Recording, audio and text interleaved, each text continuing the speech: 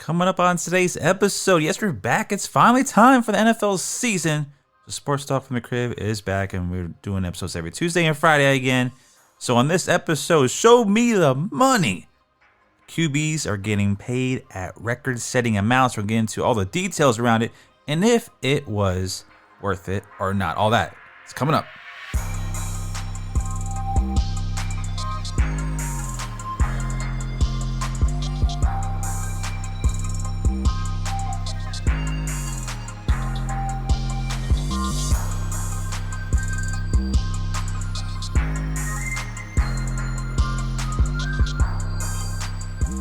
All right, everybody, welcome to this show. It's Sports Talk from the Crib, and I'm your host, Tanner Christian.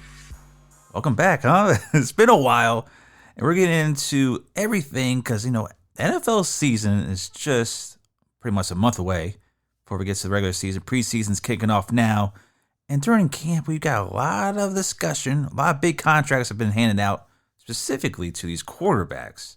These last couple of weeks, we can get into all the details like Tua Tagovailoa, Trevor Lawrence, all these big money QBs, Jordan Love, and who is not getting paid yet, like a Dak Prescott. And also, we got 49ers camp has just announced Brandon Aiyuk can seek a trade. He's been given permission. So before we get into all this, if you're new, check out the website, sportstalkfromthecrib.com. You catch all the episodes on there, as well as some other feedback, a little bit about the show. So you can stream episodes on the website and as well as any streaming platform like Apple, Spotify, wherever you want to listen to your podcast on. And check us out on social media networks. We're at Feel Heat Entertainment. It's Feel Heat ENT, Instagram, Facebook, X, and YouTube. So give us a follow and a shout out on there. So let's get into it. We're going to start with Tua Tagovailoa because, man, a lot of questions have been surrounding his contract going into camp. What is he going to get paid? How much? And it's all been settled. So let's start with Tua Tagovailoa. Big money contract, 4-year, $212.4 million. $167 million is guaranteed. So that's going to put him about $53.1 annually. So he's going to a huge contract. And a lot of it, we're going to break down the contract here too. And does he deserve it? Does he not deserve it? Are the Dolphins overpaying for him? Well, that's just, quite frankly, it's what the QB market has called for. The deal was eventually going to get it done. It's just about how much. He's not quite up there. That Joe Burrow, Trevor Lawrence, they're making $55 million. Jordan Love's going to make $55 million getting his contract here too. So he's just under that. $167 million was guaranteed from this contract. 2024 basically his contract comes out to about $9.5 million, $1.125 guaranteed of that. That's the cap hit. That doesn't include the signing bonuses and all that. So 2025 it goes up to $50 million guaranteed. It's going to have a cap hit 39.44. 2026 it goes up to a $56.4 million cap hit. $39 million of that is guaranteed. In 2027, 53.4. 2028 it'll be $65.8 million cap hit. Now, the thing with the Dolphins, the way they structured this deal, made me think about, oh man, he's really locked up for a long period of time. But essentially, it's really the next 3 years, 2024, 2025, and the 2026 season. So if it doesn't work out, if you have any questions about the injuries, health, concussions, or just him being that guy as a quarterback, there is an out before that 2027 season that won't account for that much dead money. So you're looking at around maybe $16 to $18 million in dead money if you cut him then. Or now fully guaranteed money is a little over $132 million. It's basically getting $8.4 million signing bonus per year. So there's the other part of the millions. It doesn't include like when the league fiscal year starts, prorated bonuses and all that stuff as well. But it's a huge contract for the guy. This is a guy, he led the league in passing yards last year. He's improved under the Mike McDaniel system. Him having Tyreek, who just got voted the number one player in the NFL, helps out a lot, doesn't it? So now kind of with the Dolphins, you have Tua locked up. You got Tyreek locked up. He just restructured his deal as 3 years and fully guaranteed money. And Jalen Waddle is locked up as well. So a lot of money is going into these three guys to keep your core around for these next 3 years to really make a run and keep them together as a Super Bowl contending team. Now, will they do that? Here's the question marks. Tua last year, 1-6 versus winning teams. Now, you look at those 6 losses, you're like, man, he just plays bad in big moments and down the stretch, and especially when it gets in the wintertime and get those cold weather games. Is he worth it? And it's a very hard discussion to have because you see the improvements that he's done. He's getting better at the long ball game. He's getting a little more accurate. It's just in those big moments you just wish he can take you there. And it just sometimes just doesn't look like it. And that's what makes you nervous about the deal because they've been committed to him since day one, especially since Mike McDaniel got to the team and became the head coach. So he's 2 years under that belt. And as a Dolphin fan, it's hard to grasp because you watch every single game play by play. You see how fast they are. You see the system that is ran. And now Tua, he runs the system pretty damn well. If it's not that quick release, that's what gets him out of it. It's the extension of the plays that worry you. It's his injury history that worries you. And it's kind of hard to really fathom because he's like the middle of the pack kind of quarterback. He's not Joe Burrow. He's not Pat Mahomes. He's not Josh Allen. He's not Lamar Jackson. He's not even a CJ Stroud. So paying him, this amount of money is a little worrisome because he hasn't won a playoff game. He hasn't come up big in like those November, December games. The Dolphins last year had the division pretty much wrapped up, and they just went nowhere. They fell off hard during the last half of the season, and a lot of it was because of injuries, especially that defensive side of the ball. The O-line is just, not what it needs to be, and Tua frankly just doesn't come up big in big games. And that's been his biggest problem. That's the biggest worrisome I have with the deal. Does he deserve it?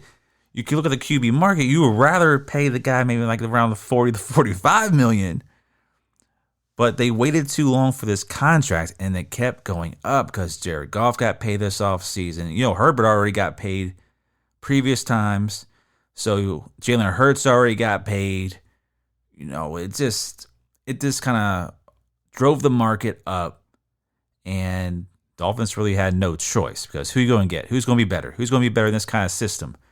And the best thing you do is just hope. Just hope it pans out and is right. Dolphins as an organization has made some moves to try and improve, but the O-line is just biggest question mark, and it's been that way ever since, quite frankly, the Tua has been the quarterback in Miami.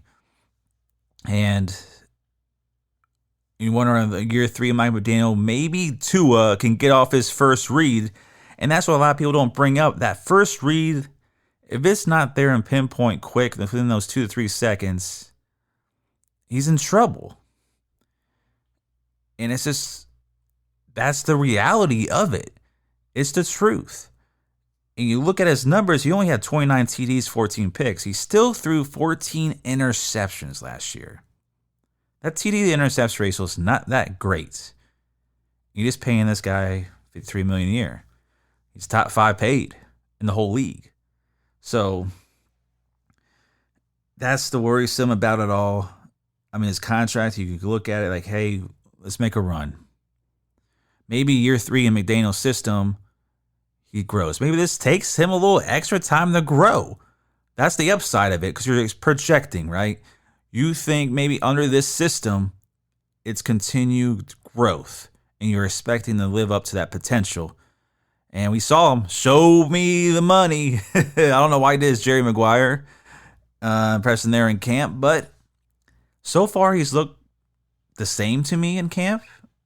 Tyreek is bailing him out on those long throws again, but he's getting it in there. So I think Tyreek Hill, number 1 player in the NFL, got voted. I don't know how he goes over Pat Mahomes, but that's just something to really look out for this year. Can Tua finally take that next step? You got the contract. You're locked in. There's no question behind it. You're the guy. It's time to finally prove what all us haters say and lead this team into the playoffs and get past, those 6 losses that you lose to. You lose to Lamar Jackson. You lose to Josh Allen.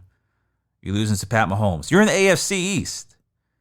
It's a tough division. Now you got Aaron Rodgers. You still got Josh Allen in there. So it's a tough division. And you're in the AFC conference, so you're going to face Josh Allen. You're going to face Pat Mahomes. You're going to face Lamar Jackson. You're going to face CJ Stroud. You're going to face... The AFC's tough. You guys have a lot of talent. It's about how can you take that next step to prove to everybody and really become that leader where you have the ball in your hand in the final 2 minutes of the game, you can lead your team to a win. That is the question mark with Tua. We're going to see if he can do it this year. I hope he does. I expect a lot of big things coming out of Miami this year again. Take the next step. You got to get over the hump. You got to get a home field advantage. You can't tether off in the last half of the season. We got to play in that warm weather because we don't want to go to Kansas City. We don't want to go to Buffalo. We don't want to go to Cincinnati. It's too damn cold. So, you got to jump off right and finish strong this year. Because if you don't, it's the same old, same old. There's nothing. I mean, what's the point, right? You got to take that leap. All right, let's get into these other contracts. Jordan Love just got paid right after Tua Tagovailoa's contract went through. So Jordan Love's getting 4-year, $220 million, $55 million per year. Tops with Joe Burrow and Trevor Lawrence as highest paid. A $75 million signing bonus. 160.3 of that is guaranteed. And well, this is another situation. Like, hey, he only really has 1 year under his belt as being a starting quarterback. And he struggled the first half. And then the second half, he exploded. Like, looks like one of the best top 5 QBs in the league. The numbers back it up. We know all about it. We know that huge playoff game where he just tore apart that Dallas defense. And this looked like Aaron Rodgers out there in that offense. Or Brett Favre. So Jordan Love looks like the real deal. It looks like he deserves some money. But can he have a sophomore slump? He played very well even in that 49er game that they lost. But because the Packers defense, that's the work that they try to really do this offseason and try to help out that defense.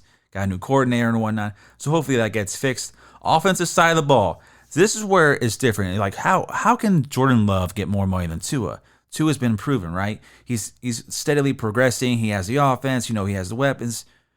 Jordan Love's doing this. And Matt LaFleur, when you watch him play, it just looks a little bit different. Like, I don't know how to explain it. Like, when you compare numbers, you can do that all day long and see who's leading this and who's best QBR, passing yards, and all that stuff. When you watch him, it's like you saw the growth right before your eyes. Like, damn, he may be it. He may actually really be the predecessor. Like, Green Bay somehow hits on QBs and develops them, and just, Brett Favre, Aaron Rodgers, maybe now it really is Jordan Love. And the thing that really, I think, benefits him, offensive line is pretty decent. Their defense is bad in Green Bay, but hopefully this gets fixed and we see a different defense this year. But that young wide receiver group is very, very skilled. And we saw that last year. We saw Romeo Doubs, saw Jordan Reed, we saw Watson, we saw the young tight end, the rookie, and then now they bring in Josh Jacobs. You lose Aaron Jones, but you bring in Josh Jacobs, and this offense just looks like it can shine. So you can afford to pay the QB now and then invest later down the road. Like, the window is now for Green Bay, and I like the general manager and the way this team and the coaching staff has built this team and developed their draft talent is very, very impressive on both sides, really. And to have this young offense and saw the way when they were all on the field together, play together like that, was very impressive. I mean, just judging by the eye, it's like, who would you rather have? Would you rather have a Jordan Love or a Tua right now? And I think a lot of organizations would probably pick Jordan Love over Tua because this last couple of years ago, we were running if Tua was even going to play, if he was going to retire, if that was it, if his career was like over with those concussions. And he's backed it up, played a full season last year for the first time, got a contract. Jordan Love plays pretty much a full year for the first time, gets this huge contract. Is he worth it? Because you're paying him for the potential. You see the trajectory that this kid could really have an impact on your team. And that's why I don't really feel too bad about this Jordan Love contract as much as Tua's contract with Miami. Even though he has, Tua has like one of the best wide receiver duos maybe in the league. And he got Jordan Love with the young rookies going to their second years and third years. Like, you see this and you just think Green Bay can be it. Like, Detroit in that division was spectacular last year. Went to the NFC Championship game, right? You got the Niners. That's been their like big enemy the last few years in the battle in the NFC. And they seem they can't get past them. But now, with another year with Jordan Love, I think they can be able to get past them. Will he have a sophomore slump? I really don't think so, because I said of the additions they've had and another year in the offense, because he's sat for a few years, we all know this, when Aaron Rodgers was still there and learned the system. Then he had to get some playing time in, and he got that full year of playing time, and you see how the growth is and how much he knows. So I really look forward to Green Bay this year to really may take a hold of this division, even though it's going to be a little tough, but I expect a little fallback from Detroit. I think they got a little lucky last year. It's a great story. I think Jordan Love could tear apart that defense with that offense they have now. In Chicago, they got the rookie QB, Caleb Williams. I love what Chicago is actually building in that division. I love the moves they've made on both sides of the ball for them as well. They're going to be a big improvement, but it may take a little bit while for the rookie to kind of get going. They added a lot of weapons for them as well. Locked up DJ Moore, They brought in Keenan Allen to help him out. Chicago, I think, can do some things this year. And so that's kind of where we're at in the NFC North. Minnesota with J.J. McCarthy, we'll see. But I think Green Bay can get a lock in this division. I think they are one of the best teams in the NFC. I really do not have as big as a problem with this contract because I think Jordan Love is really going to live up to it. And I expect big things out of Green Bay. All right, let's still do another contract here because this is the contract that I'm really kind of mad about. I don't know what Jacksonville Jaguars were doing, but they gave Trevor Lawrence a heck of a lot of money. Trevor Lawrence is going to get $55 million per year. He signed that 5-year, $275 million. $200 million of it was guaranteed. 142 of it is fully guaranteed. And why? This is, to me, a guy who hasn't proven at all since he became league. Yes, he was the number 1 overall pick. But what has he done in 3 years in Jacksonville? What has he done? Because the numbers don't look too great. I think we get caught up on what he did high school, undefeated. Hey, college, I think he was undefeated. They were Clemson, one of those national championships. So he was the protege golden boy. Coming into the league, he was a surefire number 1 prospect that we've seen in years, right? And last year, I feel like he regressed. He wasn't as good as he was the previous year. And let's just throw some stats out here to really prove a point. You just made this man Joe Burrow money, like essentially $55 million. Joe Burrow has $55 million per year. Jordan Love has $55 million. Is he better than Jordan Love? No. Is he better than Joe Burrow? No. Is he better than Tua? I say no. And this is why. Here's his career as a starter. 50 games. He's won 20, lost 30. So he's 20-30. He has a losing record. He only averages 254 yards a game. 69 touchdowns, 60 turnovers. Now, last year, 21 touchdowns, 14 picks. Previous year, 25 TDs, 8 picks. Then 12 TDs, 17 picks as a rookie, where he really struggled. So let's just pinpoint last year. He had 4 rushing touchdowns. That brings his grand total to 25 touchdowns for last year. 14 picks, 7 fumbles. So 21 turnovers just last year. Now, I want to throw another quarterback in here. You can hate me if you want. But you know all those flack that like Daniel Jones gets in New York? Look at Daniel Jones' numbers. 22-36-1. Average about 240 yards a game. 75 touchdowns, 64 turnovers.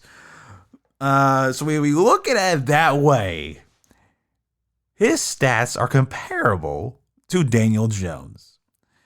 And Daniel Jones got that, $40 million a year when they chose to pay him over Saquon Barkley. Biggest mistake the Giants could have done. They should have got rid of Daniel Jones then. But hey, guess what? He's their starter still, and he's going to play.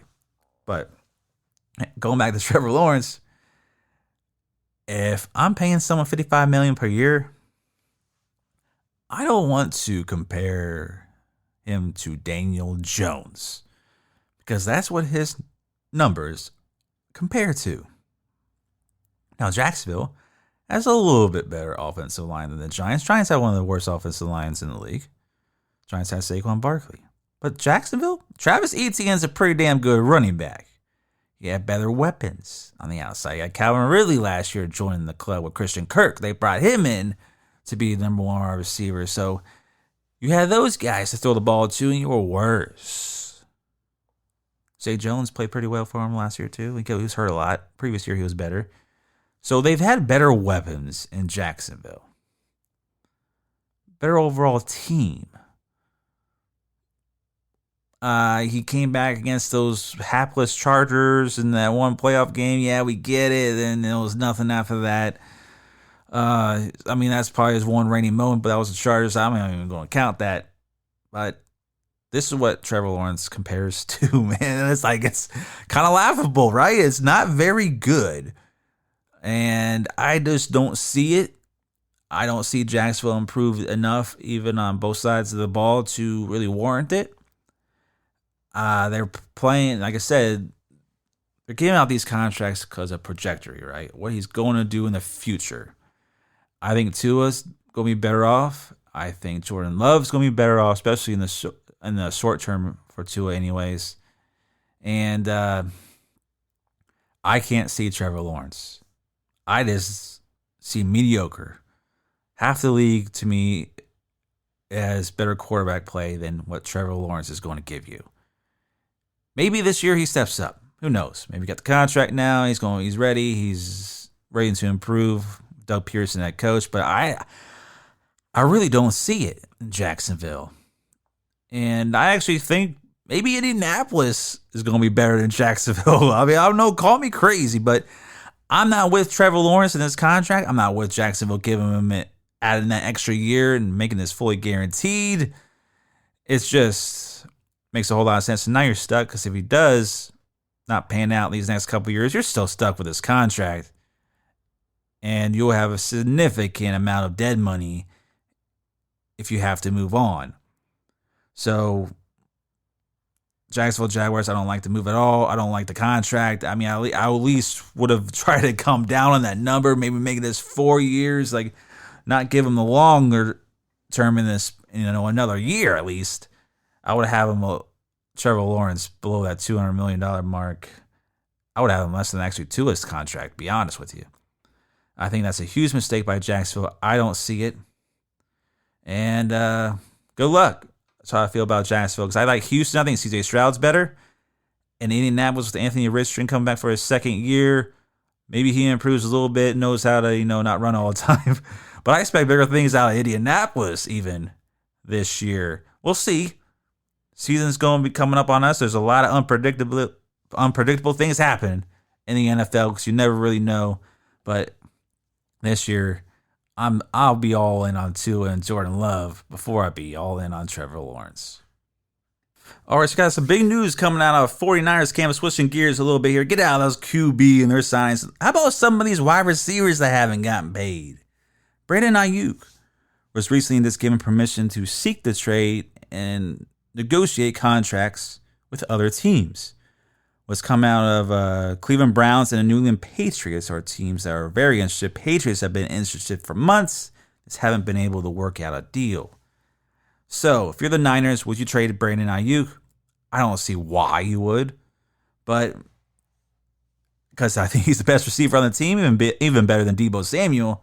So it doesn't really make sense that as a team that has their core there, and that is a game away from the Super Bowl again. Like, they were the Super Bowl last year. They got the same squad pretty much coming back. Why would you get rid of one of your top targets, especially that's what's Brock Purdy? I know you got to pay him probably the end of after this year. Debo may not even be there after this year. You signed Christian McCaffrey. You've locked up a lot of your guys. Trent Williams has got to get locked up. He's looking for, I think he's still holding out in camp right now. Their left tackle. Warner got paid. Like, a lot of these guys on the team have gotten paid. It's Brandon Ayuk's turn, right? Now, the difficulty thing, this has been a rumor going on in camp because he hasn't practiced or nothing. And the difficulty with this is you got to sign him to like a record contract. He's going to be asking over $30 million a year, probably. Is what he wants. He wants some Justin Jefferson money. Yeah, we see Jamar Chase out there who hasn't gotten paid yet. We see CeeDee Lamb out there who hasn't gotten paid yet. Will a team really give up a lot of trade compensation and then sign him to like up there with like a Justin Jefferson type money? You're going to give him $140 million? Like, I can't really see a trade happening, especially if it's the Cleveland. Are you really willing, if you're Brandon Aiyuk, say you can work out a trade with Cleveland or New England? Do you really want to? Because you're going to get paid, yes. But you're really going to want to play for one of those two franchises? Like, going to AFC, you're going to Cleveland, you got to face that tough AFC North all the time. Go to New England, you don't know who the quarterback. Drake May, to me, is a bust. I don't even care what anybody says about that, but I think that was a horrific mistake that New England did. I think they just went with it because he was the only guy there. And that was projected, Drake May be a top 5 prospect. And they desperately need a quarterback because Mac Jones was not the answer. And now Drake May is out there wearing number 10 and you're like, oh, shoot, here we go again. Because that's what he looks like. And, but anyways, if you're Brandon Aiyuk, would you really want to go there? I don't think so. Why would you want to give up potentially a Super Bowl winning team in the NFC to go one of those AFC teams where you're probably not even getting to the playoffs with either of them? Go to Cleveland, you could pair with Amari Cooper and Deshaun Watson. We'll see if he can kind of get back to a little bit of his form. But, I guess if you have Amari Cooper and Brandon Aiyuk, that's a pretty good pair. David Njoku at tight end. That it makes sense for the Cleveland to want to try to make that trade to get him in there. But if I'm Brandon Aiyuk, he's on his 5th-year option. He's getting paid $14 million this year. If you kind of wait it out, maybe you can eventually get a trade with the Niners or sign with the Niners anyways, because I don't see who else is going to be in the wide receiver core. They drafted the Ricky Parcell out of Florida to be on the team now. So is he as good as Brandon Aiyuk right now? No. Brandon Aiyuk does a lot more things than just catch the ball. He's a great blocker. He can get down. He gets dirty in that run game. He can block anybody. He takes on linebackers. Like, he does a lot more than just catch passes. And he averages about, almost 13 yards a target? That's tops in the league. Like, that's crazy to really think about. He really flourishes in this offense. I think even Kyle Shanahan didn't even like him when he first got into, be the head coach there and coach him. But Brandon Aiyuk's a heck of a player. I know you got George Kittle, you got Debo, you got Christian McCaffrey, who plays a lot into that offense, and Brock Purdy's kind of getting into his own. But losing Brandon Aiyuk, I think that's a huge piece of that offense that you're going to miss if you do trade him.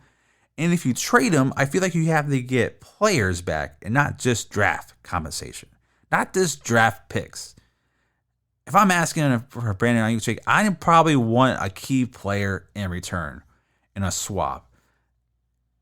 Maybe it is on defensive side of the ball. Maybe it is just some help along the front line. Maybe something like that. Because with the draft pick. Because you can franchise tag him next year anyway. I know he really ain't going like that. So maybe a long-term deal can get reached after this. Or maybe even now.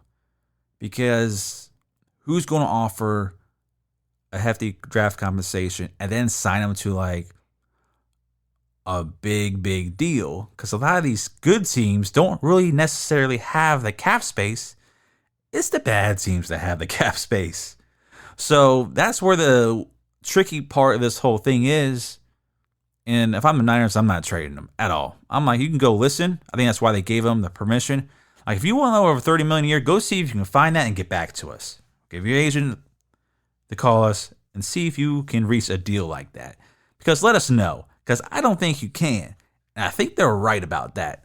I just don't think they can reach a contract with another team unless there's a team coming out of something somehow that we don't know about that can make this work in player swaps and some draft picks as well.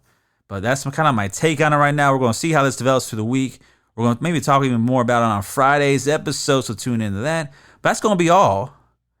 That's going to kind of wrap it up for today's episode. So I want to thank you all for joining me here on Sports Talk from the Crib with your favorite sports host, Tanner and Christian. Remember, new episodes are airing every Tuesday and Friday, and it's available on all streaming platforms. Be sure to check out the website at sportstalkfromthecrib.com. And follow us on social media. We're at Philly Heat Entertainment on X, Instagram, Facebook, and YouTube. Stay tuned. Football season is back. I'll see you on Friday's episode. We'll get more in depth on like who's going to be the best out of this rookie class. We're going to see if the Cowboys can maybe sign CeeDee Lamb, or at least somebody. And Dak Prescott going to stay or what? We all know the turmoil in Dallas. They love to talk. They love to just put on a show. Just not win any football games in this postseason. So thank you all for joining me again, and I'll see you on Friday.